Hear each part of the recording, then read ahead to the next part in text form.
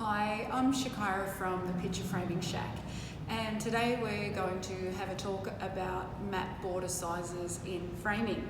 So it's not uncommon for a customer to express that they don't want to have big matte borders around their artwork, as they don't want the framing to take away from their artwork.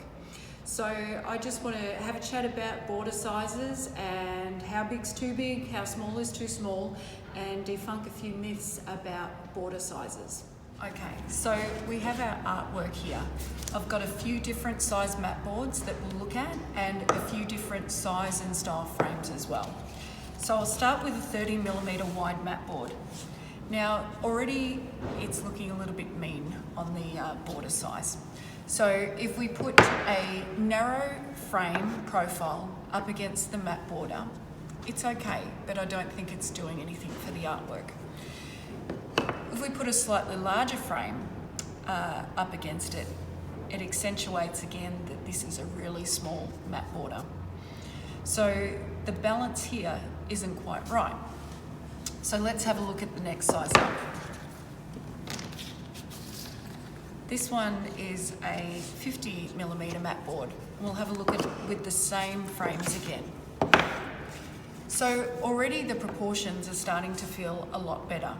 The artwork doesn't feel cramped up against the side of the frame, and it's starting to look nice, but we could push it a step further and go larger matte boards again. So here's our 90mm matte board. And so it's nice and generous, it's giving the artwork lots of space. So we can use these narrow profile frames and the artwork is looking really good. It's not distracting from the artwork at all, having the larger border size. Having this larger border size as well means that we can increase the size of the frame. So if we were to put quite a large profile frame up against this matte border, it works. It's not cramping the artwork, and it's just a nice effect. If I took this matte board away and went back to the 50mm, you can see that now the proportions of the frame and matte boards just aren't working. There's not enough space. So the larger the frame, the more matte board you need. Our artwork with the white matte borders and the different sizes. Now we'll have a look at it with a darker matte board. So again, this can change what we decide the matte board size ends up being. So we're back to the start essentially as to what size we need.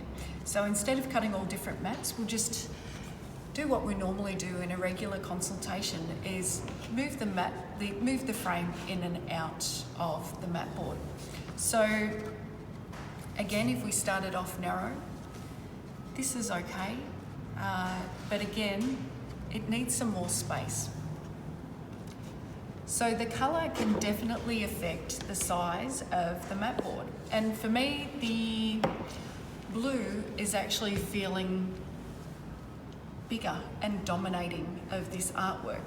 So I'm actually going to recommend a smaller size matte board for this. So with the white, which was nice and airy, we had a 90mm border with the large frames, and I think that suited really well. This blue is a very heavy, dominant colour, and I want to tone that back a bit. So what I'm actually going to recommend is that we come in on the matte border size. So maybe about 50mm there is the good balance. So I guess with framing, there are no rules. What works for one thing doesn't always work for another.